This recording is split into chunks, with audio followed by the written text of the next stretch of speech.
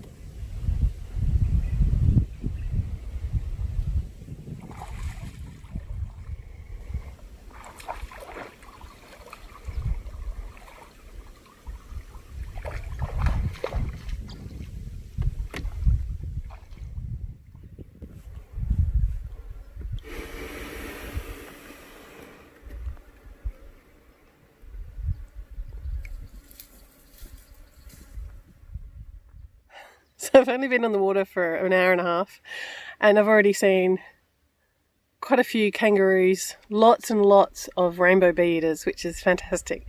They come and scoop down really close to the boat. And then amazingly, for the first time ever, I saw 3 emus having a bath in the creek. That was great to watch. I love paddling along the creek in summer for that reason. You see so much wildlife because they're all down here either getting a drink or getting cool. The kangaroos just hang out under the big trees along the creek. So under just about every big tree you'll see a kangaroo. So I've still got a fair way to go.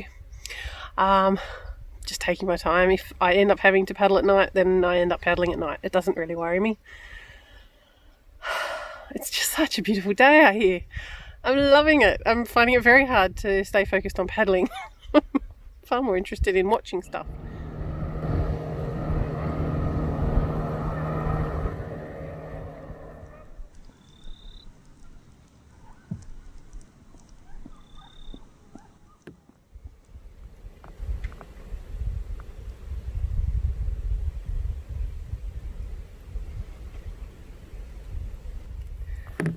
So the shadows are getting long. I've just about got to the end of Katarapko Creek, and so now I have a 40-metre portage. It's not very far, but it's got a nice steep hill in it. And so I brought my wheels this time, so hopefully I can get over a tad easier. It's so quiet out here.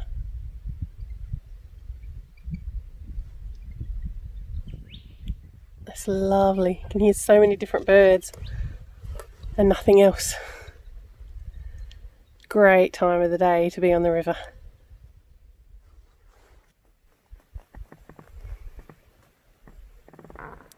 So here's the Stone Weir with this entourage of pelicans.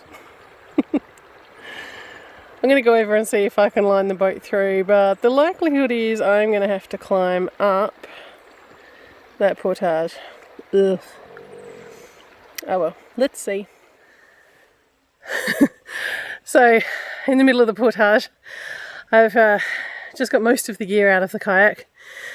That hill is way too steep to pull a loaded kayak up. Okay, well everything's up. I think it's fair to say I couldn't line the boat through the gap in the stone weir. The weir is just a little bit too rocky. So I had to push my canoe up this hill. I don't want to look at the bottom of it, and I didn't video it because I don't want to cry every time I watch it. Oh well. There we go. Fully loaded. It's on its wheels now because the rest of the walk is fairly smooth and flat. So let's get back in the water and keep going.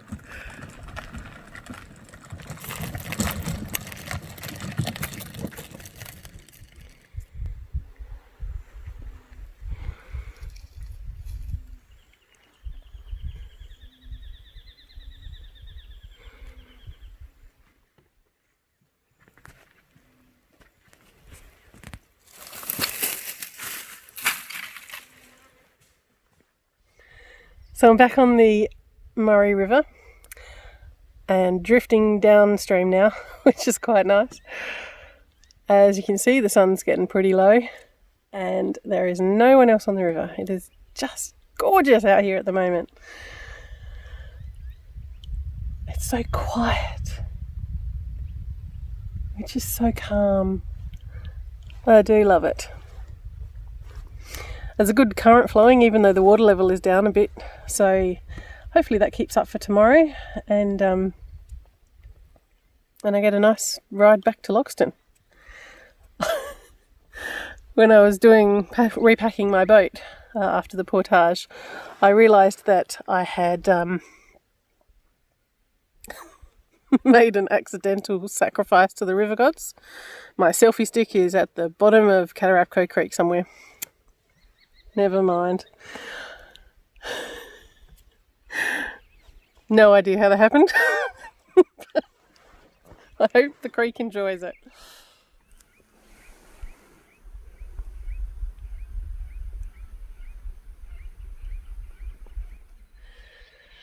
So I found my campsite.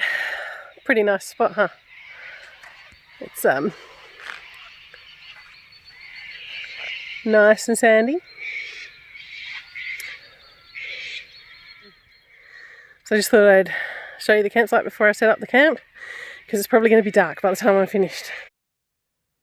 So I just want to introduce you to my dinner tonight. There's too many mosquitoes outside. I am not going to cook.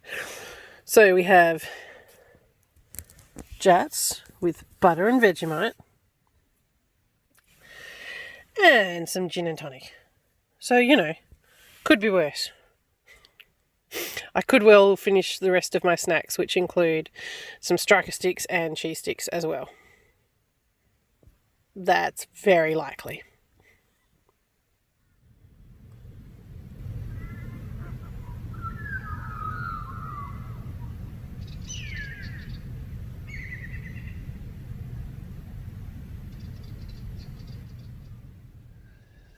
Good morning. I've just been woken up by a chorus of birds,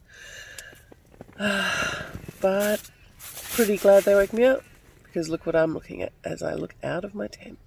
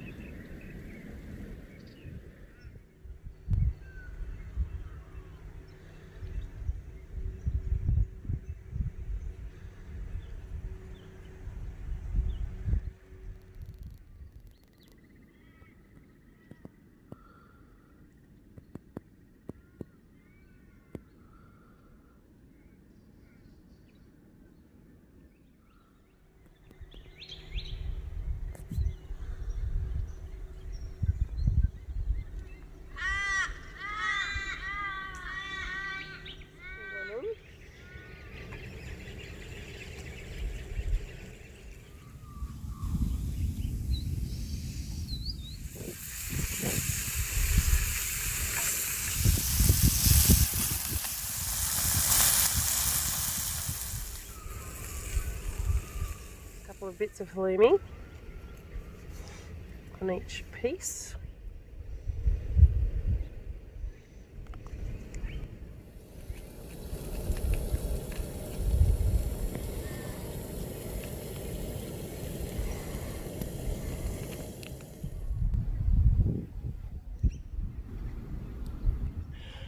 Okay, all packed up, ready to head off.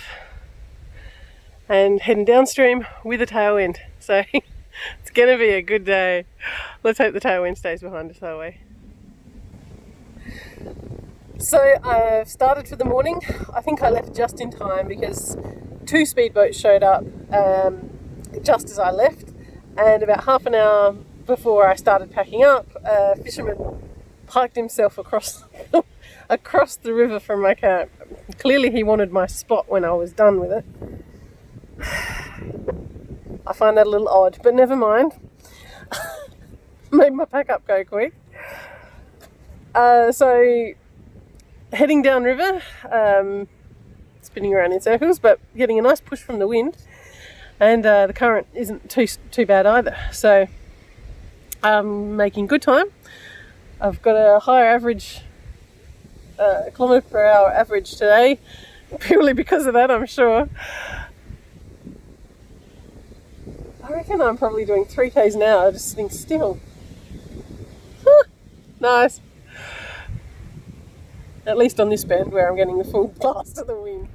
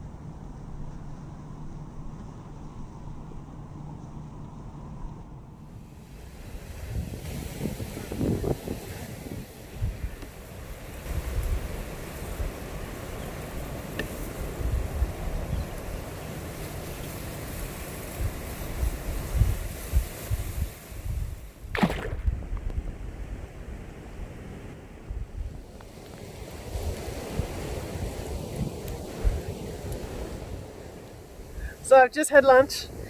It's getting pretty windy, can you tell? It's also getting very warm. It's 33 degrees now, so I think I'm going to have a little siesta before I take off again. Okay, I thought I'd give you a quick look at how I pack my boat before I take off after lunch. Well, this is how I pack it every day. So at the front I've got my wheels, which proved partly useful. I will be taking them with me on the long journey though. In this tub I have pretty much everything that isn't food, a tent or my sleep system. Got my Crocs, I've got a little grab bag on the thwart there, just got my snacks in it. At the back here I've got my kite. I'm not sure if I'm going to bring that or not. I have another grab bag that's got things like the poop kit and everything in it. There. All my water's going here. I brought 7 litres with me on this trip and I'm down to my last litre now. It's a very warm trip. I don't normally get through that much. Obviously I've got my tripod there, my esky, which I probably won't bring on the journey with me. That's nice when you're going on a 2-day trip. And then in these duffel bags I've got one on top of the other. One is my tent and my chair and table, my Helinox chair and table, and the other one is my sleep system. So that's my blow-up mattress, my quilt, and so on and so forth. I'll go through all the gear later on a different video. I also have to make mention of the sunnies, right? They're not the blue ones I was wearing yesterday because one of the lenses fell out. Very useful. So thankfully I bring 2 pairs when I go out, especially kayaking, because no sunnies is no good.